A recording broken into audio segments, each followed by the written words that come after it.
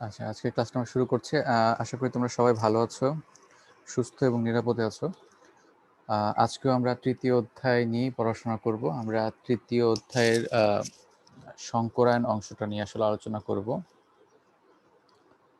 সংকরায়ন কি, তারপর বিভিন্ন ধরনের সংকরায়ন, তারপর বন্ধন কোণের উপরে তোমার তড়িৎ ঋণাত্মকতা এবং মুক্ত জোড় ইলেকট্রনের যে প্রভাব, হ্যাঁ, আসসালামু আলাইকুম স্যার। ওয়ালাইকুম সালাম। ওই জিনিসগুলো নিয়ে আসলে আজকে আমরা ক্লাস আলোচনা করব।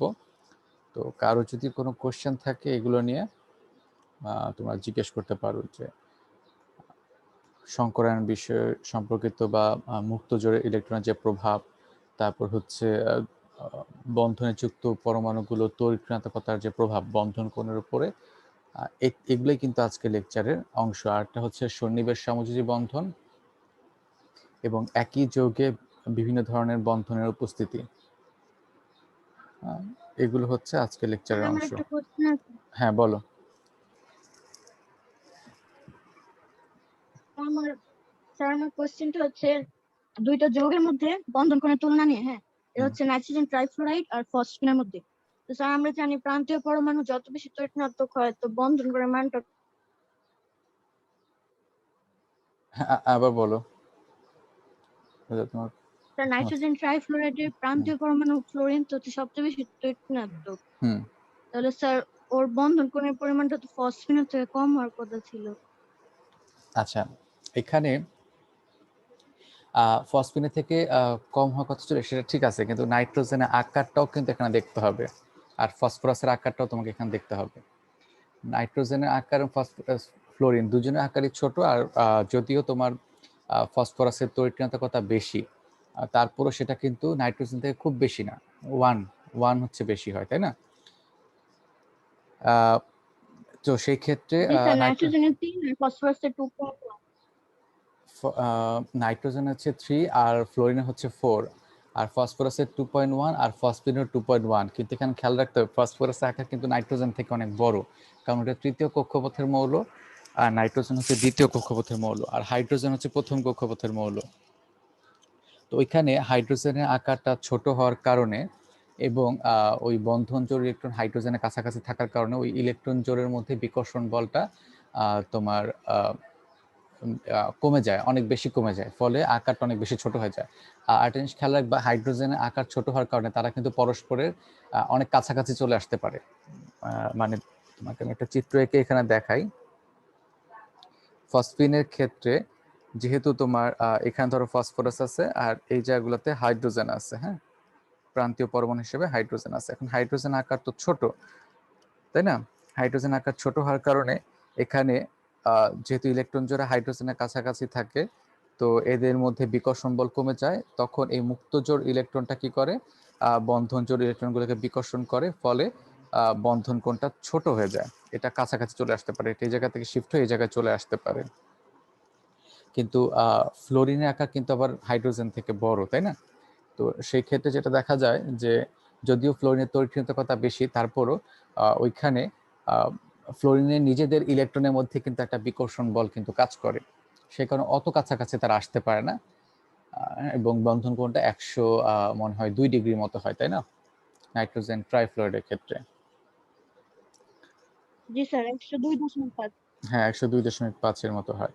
তো ওইখানেও ফ্লোরিনের কাছাকাছি ইলেকট্রন থাকে, কিন্তু তোমাকে এটাও চিন্তা করতে হবে যে ফ্লোরিনের আকারটা বড় হওয়ার কারণে এখানে অনেক বেশি ইলেকট্রন থাকার কারণে ওখানে বিকর্ষণ বলটাও কিন্তু যথেষ্ট পরিমাণ থাকে। ওখানে হাইড্রোজেনের মতো বিকর্ষণ বলটাও থাকে না, হাইড্রোজেন থেকে বেশি থাকে, ঠিক আছে? হাইড্রোজেন থেকে ওইখানে ইলেকট্রন ঘনত্ব বেশি বলে ফ্লোরিনকে তো বিকর্ষণ করবে, তাই অতটা বেশি কোণ ছোট হবে না যতটা আমরা এক্সপেক্ট করতেছি যে হ্যাঁ ফসফিনের ক্ষেত্রে এত ছোট হয়ে যাচ্ছে, তাহলে কেন নাইট্রোজেন ট্রাইফ্লোরাইডের ক্ষেত্রে হচ্ছে না। আর দ্বিতীয়ত তোমাকে আরেকটা কথা বলছিলাম যে নাইট্রোজেনের আকারও কিন্তু এখানে ছোট, তাই না? নাইট্রোজেনের আকারও ছোট হওয়ার কারণে জি স্যার। স্পেসটা কিন্তু কম, ওই জায়গায় স্পেসটা কম হওয়ার কারণে খুব বেশি কাছাকাছি ফ্লোরিনের পরমাণু দুটো আসতে পারে না, তাই বন্ধন কোনো অত বেশি কমে না, যেটা ফসফিনের ক্ষেত্রে হয় আর কি। ফসফিনেরও সম্ভবত 94 ডিগ্রির মতো, ঠিক আছে?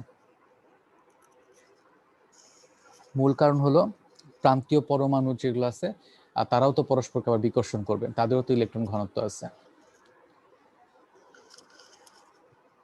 ওকে, আর কারো কোনো কোশ্চেন আছে?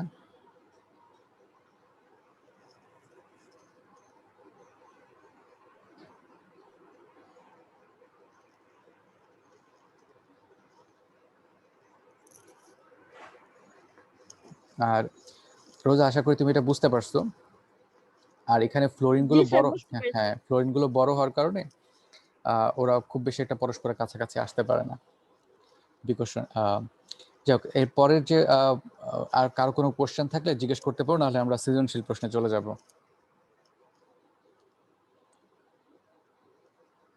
কারণ এইখানে কিন্তু অনেক গুরুত্বপূর্ণ অংশ আছে, সংকরায়নটা, তারপরে সংকরায়নের উপর মুক্তজোড় ইলেকট্রনের প্রভাব, তারপরে হচ্ছে তড়িৎ ঋণাত্মকতার প্রভাব, এগুলা কিন্তু খুব ইম্পর্টেন্ট। একই সাথে আজকের লেকচার আরেকটা অংশ হচ্ছে এস ব্লক মৌল, এস ব্লক মৌলের বৈশিষ্ট্য। এগুলো নিয়েও কারো কোনো কোয়েশ্চেন থাকলে জিজ্ঞেস করতে পারো।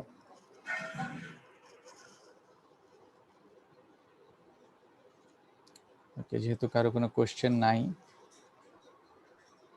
আমরা সৃজনশীল প্রশ্নগুলোতে চলে যাই। প্রথম প্রশ্ন হচ্ছে সংকরায়ন কি? কে বলতে পারবা? হ্যাঁ বলো। আম,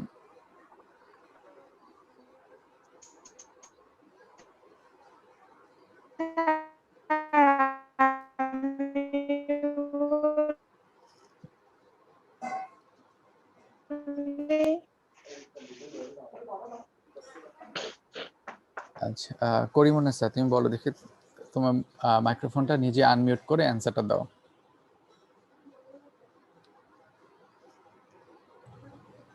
হুম, বলো। আসসালামু আলাইকুম। ওয়ালাইকুম সালাম, হ্যাঁ বলো অ্যান্সারটা কি? স্যার, কোন পরমাণুর যোজ্যতা স্তরের বিভিন্ন শক্তির অরবিটাল সমূহ পরস্পরের সাথে মিশ্রিত হয়ে ওই যে সমশক্তি সম্পন্ন কিছু অরবিটাল সৃষ্টি করে, এই মানে এই সমশক্তি সম্পন্ন অরবিটাল গুলোকেই মানে সৃষ্টির প্রক্রিয়াটাকেই সংকরায়ন বলে। আচ্ছা, কিছু বললে হবে না, যতগুলো অরবিটাল মিশ্রিত হয় ঠিক ততগুলোই নতুন অরবিটাল তৈরি করে, ঠিক আছে? স্পেসিফিকলি বলতে, ওকে ঠিক আছে। তারপরে ম্যাগনেসিয়াম শিক্ষা পরীক্ষায় বর্ণ প্রদর্শন করে না কেন? এটা কে বলতে পারবা? রোজা বলতে পারলে তুমি তোমার মাইক্রোফোন অন করে তারপর অ্যান্সারটা দাও। স্যার, ম্যাগনেসিয়ামের হচ্ছে আকার ছোট হওয়ার কারণে নিউক্লিয়াস আর সর্বশেষ শক্তি স্তরের মধ্যে আকর্ষণটা অনেক বেশি থাকে। তাই শিক্ষা পরীক্ষায় বার্নারের তাপে ইলেকট্রন স্থানান্তরিত হতে পারে না অন্য শক্তি স্তরে, তাই এরা বর্ণ প্রদর্শন করে না। আচ্ছা, অ্যান্সার ঠিক আছে। তারপরে প্রশ্ন হচ্ছে উদ্দীপকের এ ও এক্স দ্বারা গঠিত যৌগটির গঠন ব্যাখ্যা করো। এ মৌলটা কি আর এক্স মৌলটা কি? এই দুইটার গঠন ব্যাখ্যা করতে হবে। স্যার, এ হচ্ছে নাইট্রোজেন আর এক্স হচ্ছে ফ্লোরিন। আচ্ছা, নাইট্রোজেন আর ফ্লোরিন এর দ্বারা গঠিত যৌগ নাইট্রোজেন ট্রাইফ্লোরাইড। আচ্ছা, এইটা আরেকজন বড় দেখি। জি স্যার, এই যৌগটার গঠন হচ্ছে, এটা আরেকজনকে একটু জিজ্ঞেস করি দেখি, অন্য কেউ আনসার বলতে পারবে। নাইট্রোজেন ট্রাইফ্লোরাইডের গঠনটা কি ধরনের হবে?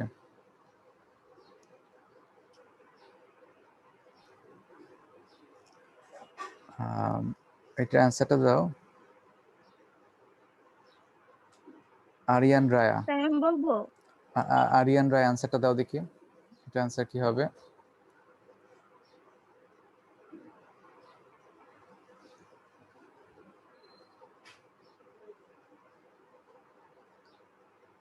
আরিয়ান রায়, তুমি অ্যান্সারটা বলতে পারবে?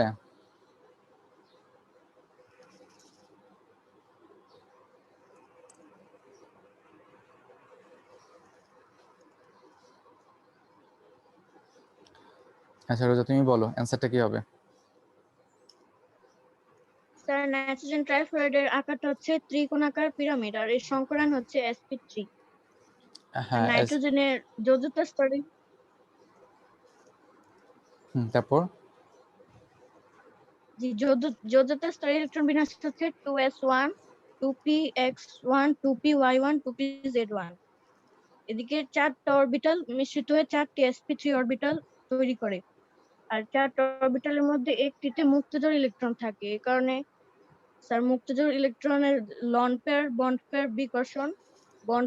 পেয়ার বিকর্ষণ থেকে বেশি হয়, তাই বন্ধন কোণের মানটা হচ্ছে 109 ডিগ্রি থেকে একটু কমে যায়। আবার প্রান্তীয় পরমাণু ফ্লোরিন অনেক বেশি তড়িৎ ঋণাত্মক হয়। ইলেকট্রন গুলো ফ্লোরিনের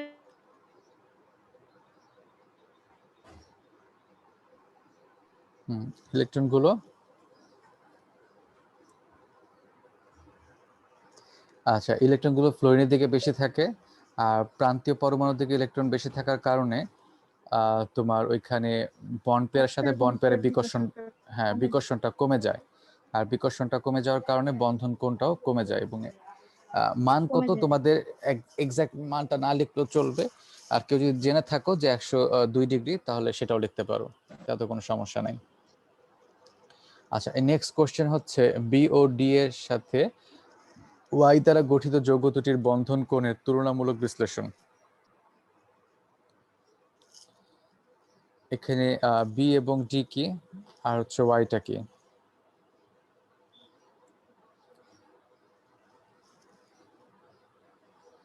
বি হচ্ছে অক্সিজেন, ডি হচ্ছে সালফার এবং ওয়াই হচ্ছে ক্লোরিন। এখন অক্সিজেন এবং ক্লোরিন দ্বারা গঠিত যৌগটা হচ্ছে OCl2, আর সালফার এবং ক্লোরিন দ্বারা গঠিত যৌগ হচ্ছে SCl2। এখন এই দুইটা যৌগের যে বন্ধন কোণের তুলনা, সেইটার অ্যান্সারটা কিভাবে দিতে পারবা? কেউ বলতে পারবা কিভাবে দিব আমরা আর কি?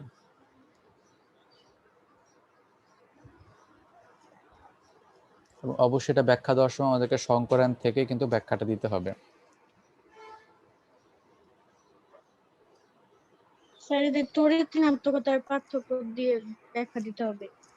আর তড়িৎ ঋণাত্মকতা তো আছে, তারপরে সংকরায়নটা বলে নিতে হবে, নাহলে তুলনা হবে কিভাবে? সংকরায়ন হচ্ছে sp3 আর দুইটাতেই দুইটি করে মুক্তজোড় ইলেকট্রন আছে। কারেক্ট। তাহলে এখানে আমরা যখন ব্যাখ্যাটা দিব আর কি, দুইটাতে কেন্দ্রীয় পরমাণু, একটা অক্সিজেন আর একটা হচ্ছে সালফার, দুইটাতেই এর সংকরণ হচ্ছে sp3, এবং এখানে অক্সিজেন ডাইক্লোরাইডেরও দুইটা মুক্তজোড় আছে অক্সিজেনের, এবং সালফার ডাইক্লোরাইডও সালফারের দুইটা মুক্তজোড় ইলেকট্রন আছে। তো দুইটা একই গ্রুপের সদস্য, তাই এদের বন্ধন কোণ কিন্তু একই ধরনের হওয়ার কথা ছিল, কিন্তু এখানে অক্সিজেন ডাইক্লোরাইডের বন্ধন কোণটা বড় হবে।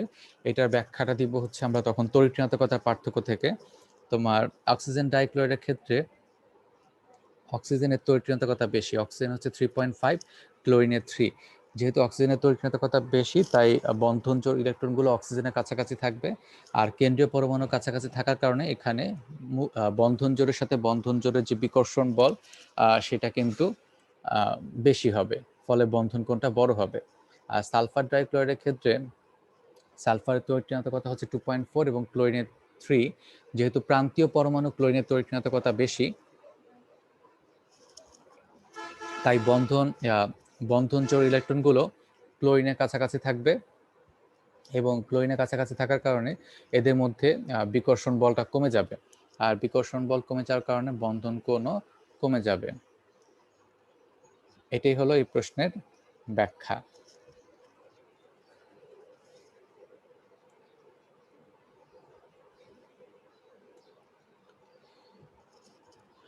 এর পরের প্রশ্নের প্রথম ক নম্বর প্রশ্নটা হচ্ছে বন্ধন কোণ কি? কে বলতে পারবা?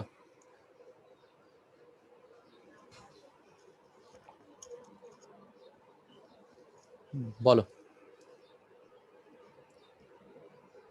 সমযোজী যৌগের অণুতে দুটি বন্ধনের অন্তর্গত যে কোণটা স্যার, ওইটা হচ্ছে বন্ধন কোণ। ওকে। তারপরে প্রশ্ন হচ্ছে অ্যামোনিয়াম ক্লোরাইড যৌগটিতে কি কি বন্ধন বিদ্যমান? বলো। অ্যামোনিয়াম ক্লোরাইড যৌগটিতে 3টি বন্ধন বিদ্যমান। এটি হচ্ছে প্রথমটি হচ্ছে সমযোজী বন্ধন, তারপর সন্নিবেশ সমযোজী বন্ধন, তারপর হচ্ছে আয়নিক বন্ধন। প্রথমে সমযোজী বন্ধন, নাইট্রোজেনের সাথে 3টি হাইড্রোজেন সমযোজী বন্ধনের মাধ্যমে অ্যামোনিয়া অণু গঠন করবে। তারপর হচ্ছে অ্যামোনিয়া অণুর মধ্যে যে নিঃসঙ্গ দুটি ইলেকট্রন যুগল রয়েছে, সেই ইলেকট্রন যুগলের সাথে হাইড্রোজেন সন্নিবেশ সমযোজী বন্ধন গঠন করে অ্যামোনিয়া আয়ন গঠন করবে। Ammonium ion. জি স্যার, অ্যামোনিয়াম আয়ন গঠন করবে। তারপর অ্যামোনিয়াম আয়নের সাথে ক্লোরাইড আয়ন স্থির বৈদ্যুতিক আকর্ষণ বলের মাধ্যমে যুক্ত হয়ে আয়নিক বন্ধন গঠন করবে। আচ্ছা, ঠিক আছে। আচ্ছা, তারপরে যে প্রশ্নটা এখানে সেটা হচ্ছে উদ্দীপকের এ ও ই দ্বারা গঠিত যৌগের গঠন ব্যাখ্যা করো। এটা কি আর ইটা কি? হ্যাঁ, খায়রুন্নিসা, তুমি বলতে পারবা? হ্যাঁ, বলতে পারলে বলো। স্যার, এ হচ্ছে কার্বন আর ই হচ্ছে ক্লোরাইড। আচ্ছা, ক্লোরিন। হ্যাঁ জি স্যার, ক্লোরিন। হ্যাঁ হ্যাঁ, স্যার, এটা একটা যৌগ গঠন করবে হচ্ছে কার্বন টেট্রাক্লোরাইড। Right, CCl4। এখন গঠনটা কিভাবে ব্যাখ্যা করবা? সংকরায়ন দিয়ে করতে হবে। সংকরায়নটা কি এখানে? স্যার, এখানে sp3 সংকরণ হবে। হুম তো প্রথমে কার্বনের ইলেকট্রন বিন্যাস করলে দেখা যায় যে এখানে চারটি বিজোড় ইলেকট্রন আছে। তারপর এই বিজোড় ইলেকট্রন গুলো পরস্পরের সাথে সংমিশ্রিত হয়ে চারটি সংকর অরবিটাল উৎপন্ন করবে। এগুলো হচ্ছে 2s1, 2s2, 2s3 এবং 2s4। প্রত্যেকটিতে একটি করে ইলেকট্রন থাকবে। এই ইলেকট্রনগুলোর সাথে চারটি ক্লোরিন এসে বন্ধন গঠনের মাধ্যমে আর কি ওই এমন আকৃতি কি হবে? কার্বন টেট্রাক্লোরাইড যৌগটি উৎপন্ন হবে। আকৃতি হবে সুষম চতুস্তলকীয়। আচ্ছা, সবই মোটামুটি ঠিক আছে। তুমি স্বাভাবিক অবস্থায় ইলেকট্রন বিন্যাস যেটা বলছো সেটা হবে না, এটা বলতে হবে উত্তেজিত অবস্থাকে। হ্যাঁ, কারণ নর্মাল অবস্থা কার্বন ইলেকট্রন বিন্যাস 2s2, 2px1, 2py1। তো উত্তেজিত অবস্থায় 2s থেকে একটা ইলেকট্রন 2pz এ চলে যাবে। তখন তোমার চারটা অরবিটাল, চারটা বিজোড় ইলেকট্রন সৃষ্টি হবে, 2s1, 2px1, 2py1, 2pz1। ওই চারটা অরবিটাল একসাথে মিশ্রিত হয়ে তৈরি করবে তোমার sp3 সংকর অরবিটাল, চারটি। ঠিক আছে, মানে উত্তেজিত অবস্থায় যে ইলেকট্রন বিন্যাস সেখান থেকে সৃষ্টি হবে 2s1, 2px1, 2py1, এটা হচ্ছে 2pz1। আচ্ছা, বাকি সবগুলো মোটামুটি ঠিক আছে, যে এখানে sp3 সংকরণ হচ্ছে এবং এখানে আকৃতি চতুস্তলকীয় হচ্ছে, এতটুকু বললেই হবে। আর বন্ধন কোণের ক্ষেত্রে একটু বলতে হবে। নর্মালি sp3 সংকরণের জন্য বন্ধন কোণ হচ্ছে 109.5 ডিগ্রি হওয়ার কথা, কিন্তু এখানে প্রান্তীয় পরমাণু ক্লোরিনের তড়িৎ বেশি হওয়ার কারণে বন্ধন কোণটা একটু কমে যাবে। শেষ, এই প্রশ্নের অ্যান্সার এতটুকুই। তারপরের প্রশ্নটা হচ্ছে উদ্দীপকের বি ও ডি এর হাইড্রাইডের বন্ধন কোণের তুলনামূলক বিশ্লেষণ করো। এখানে বি কি আর ডি কি? আর এখানে বি হচ্ছে নাইট্রোজেন আর ডি হচ্ছে অক্সিজেন। তো আচ্ছা, হাইড্রাইড যৌগ কি কি? নাইট্রোজেনের হাইড্রাইড অ্যামোনিয়া হুম, আর হচ্ছে পানি। পানি। তাহলে এদের মধ্যে বন্ধন কোণের তুলনা কিভাবে করবা? স্যার, এখানে অ্যামোনিয়ার পানি দুটির মধ্যে এই sp3 সংকরণ দেখা যায়। তো পানির ক্ষেত্রে অক্সিজেন দুইটি মানে নিঃসঙ্গ ইলেকট্রন যুগল ওই বন্ধনের ইলেকট্রন গুলোকে মানে বেশি বিকর্ষণ করে। এখানে পানির অণুতে দেখা যায় loan pair, loan pair, loan pair, loan pair, বন পেয়ার, বন পেয়ার, বন পেয়ার, তিনটে আকর্ষণী দেখা যায়। কিন্তু যেহেতু বিকর্ষণই দেখা যায় না, তো যেহেতু লন পেয়ার বিকর্ষণ সবচেয়ে বেশি, এরপর হচ্ছে লন পেয়ার, বন পেয়ার, আর তারপরে হচ্ছে বন পেয়ার, বন পেয়ার। তো ওই যে বন পেয়ার যে এগুলোর মধ্যে বিকর্ষণটা সবচেয়ে কম, আর লন পেয়ার বিকর্ষণ সবচেয়ে বেশি। তো হচ্ছে ওই নিঃসঙ্গ ইলেকট্রন গুলো বন্ধনের ইলেকট্রন গুলোকে বেশি বিকর্ষণ করে, এর জন্য হচ্ছে বন্ধন কোণটা কমে যায়, কমে 104.5 ডিগ্রি কোণ উৎপন্ন করে। আর অ্যামোনিয়ার ক্ষেত্রে দেখা যায় অ্যামোনিয়ার মধ্যে ওই যে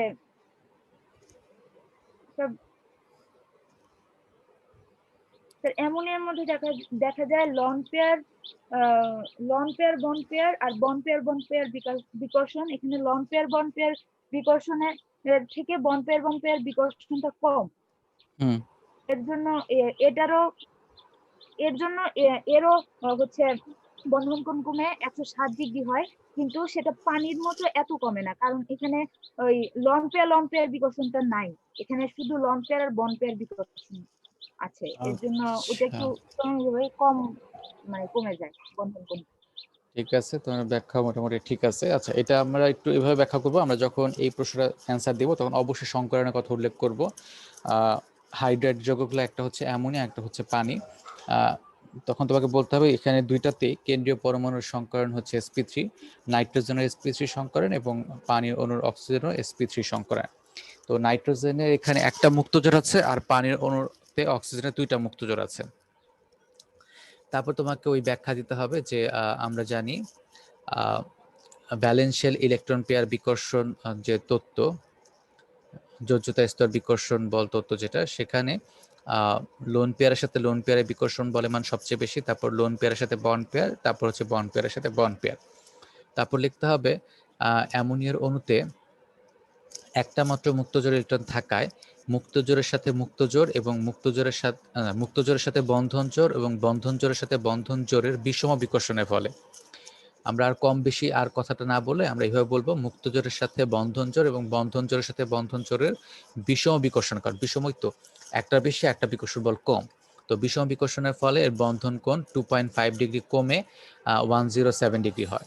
আর পানির অণুতে মুক্তজোড়ের সাথে মুক্তজোড়, মুক্তজোড়ের সাথে বন্ধন জোড় এবং বন্ধন জোড়ের সাথে বন্ধন জোড়ের বিষম বিকর্ষণের ফলে, কারণ তিনটা বিকর্ষণ বলই কি আলাদা, বিষম বিকর্ষণের ফলে এর বন্ধন কোণ 5 ডিগ্রি কমে যায়, কারণ এখানে দুইটা মুক্তজোড় আছে, তাই 5 ডিগ্রি কমে 104.5 ডিগ্রি হয়, 104.5 ডিগ্রি হয়। এটাই হলো বন্ধন কোণের তুলনামূলক বিশ্লেষণ।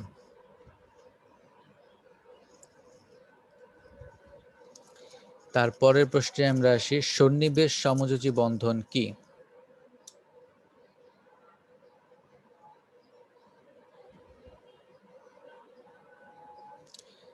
ইশরাত জাহান বলো দেখি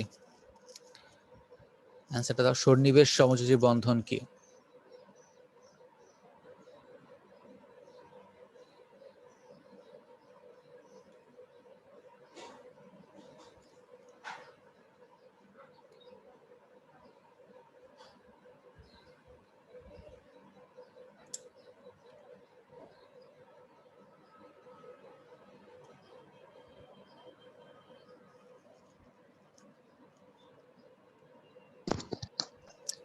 হ্যাঁ, স্যার আসসালামু আলাইকুম। ওয়ালাইকুম আসসালাম। হ্যাঁ, সেটা বলো। স্যার, সন্নিবেশ সমযোজী বন্ধন হলো এক ধরনের বিশেষ সমযোজী বন্ধন যেখানে শেয়ারকৃত ইলেকট্রন যুগল কেবলমাত্র একটি পরমাণু হতেই আসে, কিন্তু উভয় পরমাণু তা সমভাবে শেয়ার করে, তাদেরকে সন্নিবেশ সমযোজী বন্ধন বলে। কারেক্ট, ঠিক আছে। আচ্ছা, ইথাইনের অরবিটাল চিত্র অঙ্কন করে, এটা একটা প্রশ্ন, এটা তো তোমরা এখানে এঁকে দেখাতে পারবে না, আমি নিজে এঁকে দিচ্ছি। ইথাইনের যখন আমরা অরবিটাল চিত্রটা অঙ্কন করব, শুধু অরবিটাল চিত্রটা অঙ্কন করলে হবে, এখানে আর কোনো কিছু লেখার দরকার নাই। ইথাইনে হচ্ছে কার্বনের sp সংকরণ ঘটে, আমরা sp সংকরণের ক্ষেত্রে এটা পড়ছিলাম। তো এখানে ইথাইনে দুইটা কার্বন থাকে, দুইটা কার্বনেরই sp সংকরণ ঘটবে। তো একটা কার্বনের sp সংকরায়িত অরবিটালের সাথে আরেকটা কার্বনের sp সংকরায়িত অরবিটালের মধ্যে মুখোমুখি অতিক্রমণের ফলে তৈরি হয়ে যাবে সিগমা বন্ধন, এটা হলো একটা সিগমা বন্ধন। তারপরে আরেকটা sp অরবিটালের সাথে একটা হাইড্রোজেন যুক্ত হয়ে একটা সিগমা বন্ধন তৈরি করবে, এই পাশেরও এই sp অরবিটালের সাথে একটা হাইড্রোজেন সিগমা বন্ধন দ্বারা যুক্ত হবে। আর প্রত্যেকটা কার্বনের এখানে একটা দুইটা করে অসংকরায়িত p অরবিটাল থাকবে। তো এটা হচ্ছে প্রথম কার্বনের অসংকরায়িত, এটা হচ্ছে ধরো পি ওয়াই অরবিটাল। ঠিক একইভাবে এই কার্বনের কিন্তু একটা পি ওয়াই অরবিটাল থাকবে অসংকরায়িত। আর এই পি ওয়াই অরবিটাল কিন্তু পরস্পরের সাথে সমান্তরালে আছে, তাই না? যেহেতু অরবিটালগুলো পরস্পরের সমান্তরালে লম্বভাবে আছে, এদের মধ্যে পাশাপাশি অধিক্রমণের ফলে তৈরি হয়ে যাবে একটা পাই বন্ধন। এদিকে তৈরি হবে একটা পাই বন্ধন। আবার এই কার্বনের কিন্তু একটা পিজেড অরবিটাল আছে অসংকরায়িত অবস্থায়।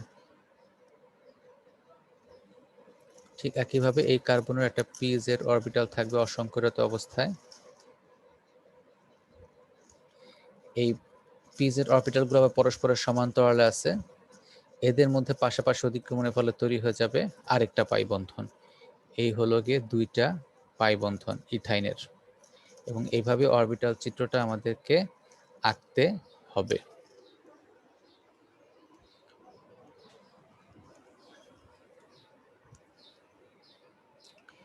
তারপরে প্রশ্নটা হচ্ছে উদ্দীপকের বি ও ই দ্বারা গঠিত যৌগের আকৃতি ব্যাখ্যা করো।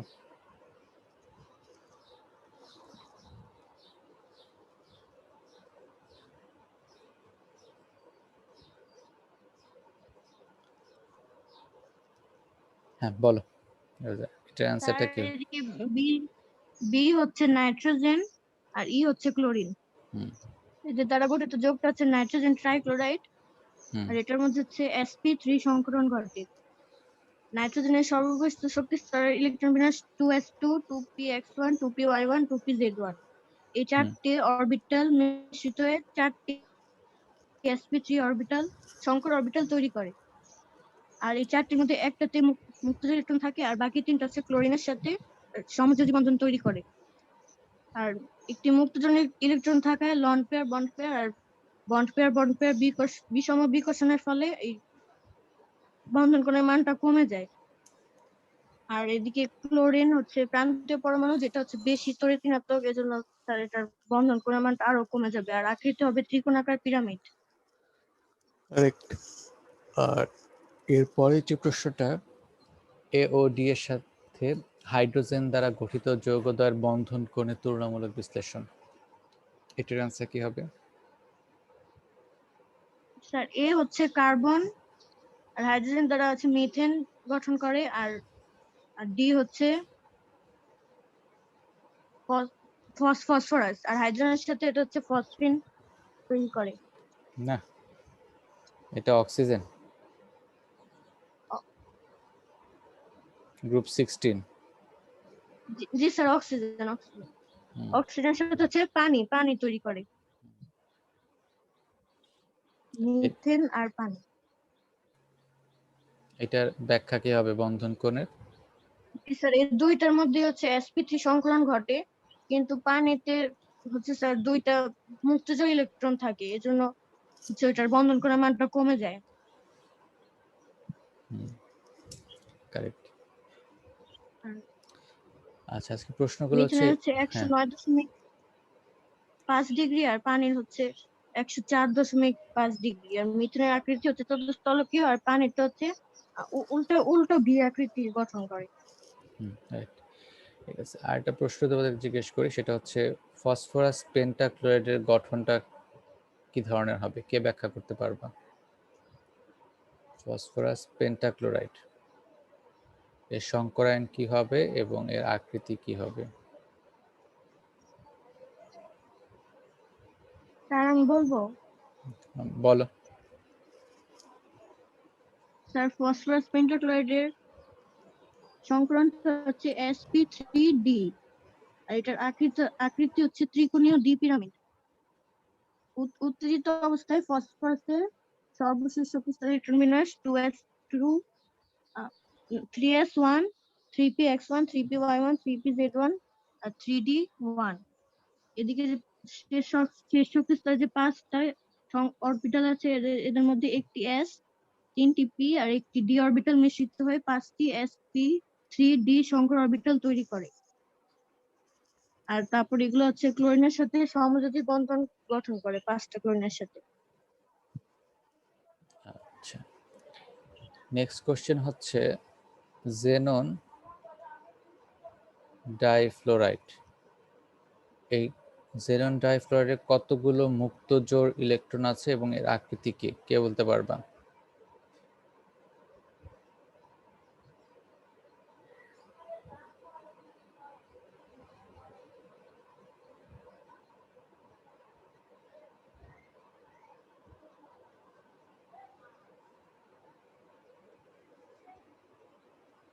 কে বলতে পারবা জেনন ডাইফ্লোরাইডের কতগুলো মুক্ত জোড় ইলেকট্রন আছে এবং এর আকৃতি কি ধরনের?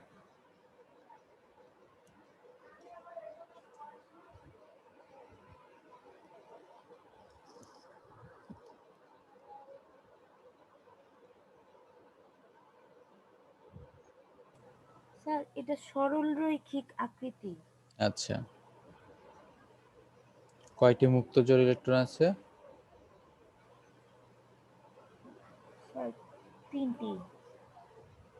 3টি, কিভাবে বলতে পারবা? স্যার জেননের শেষ কক্ষপথের ইলেকট্রন বিন্যাসটা কি? স্যার এটা হচ্ছে ওই 5p 5s 5s2 5s2 5p6। হ্যাঁ 5p6 মানে 5px2 5py2 আর হচ্ছে 5pz2। এই অবস্থায় সে কোন ফ্লোরিনের সাথে যৌগ গঠন করার কথা কি? না স্যার এখানে তাহলে উত্তেজিত অবস্থায় ইলেকট্রনকে কি করতে হবে? ডি অরবিটাল নিতে হবে। তাহলে আমরা যদি এই জেননটাকে উত্তেজিত করি তখন তার 5pz থেকে একটা ইলেকট্রন শিফট হয়ে 5d তে চলে যাবে। তখন বিজোড় ইলেকট্রন কয়টা তৈরি হবে? 2টা। এই 2টা দিয়ে সে 2টা ফ্লোরিনের সাথে যুক্ত হবে। আর বাকি এই যে 3টা অরবিটাল আছে 5s 5px 5py, এই 2টা মুক্ত জোড় হিসেবে 3টা মুক্ত জোড় হিসেবে রয়ে যাবে। তার মানে এখানে মুক্ত জোড় ইলেকট্রনের সংখ্যা হচ্ছে 3টি আর বাকি 2টা হচ্ছে বন্ধন জোড়। এর সংকরাটা কি হবে?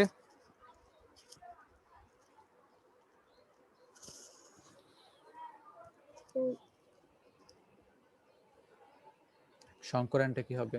sp3d। রাইট, এটা সংকরানটা হবে sp3d। আচ্ছা, এই হলো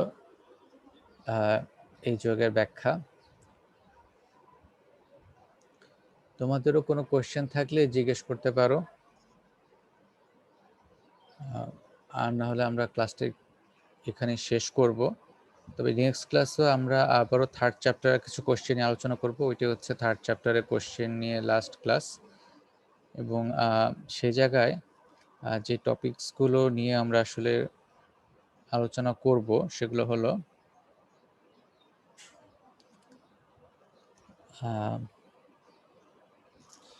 তোমার পি ব্লক মৌলের যে বৈশিষ্ট্য, তারপরে পোলারিটি, পোলারাইজেশন, তারপরে ফাজানের নীতি, ডায়াগোনাল সম্পর্ক, ভ্যান ডার ওয়ালস বল, হাইড্রোজেন বন্ধন এবং অজৈব যৌগের নামকরণ।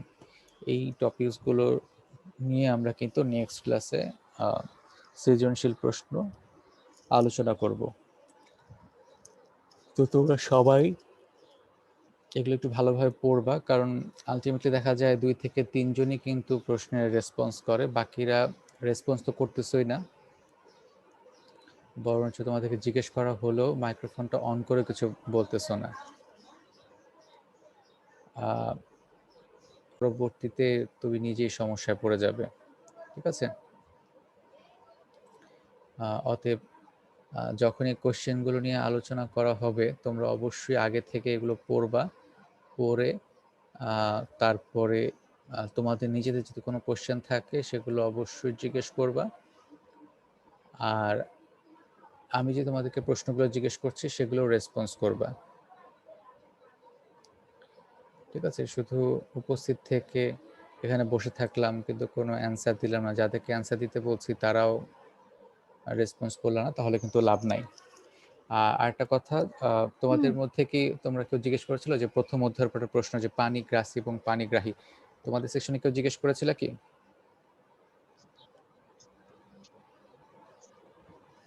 না, ওকে, ঠিক আছে।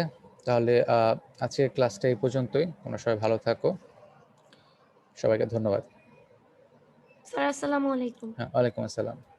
স্যার আসসালামু আলাইকুম।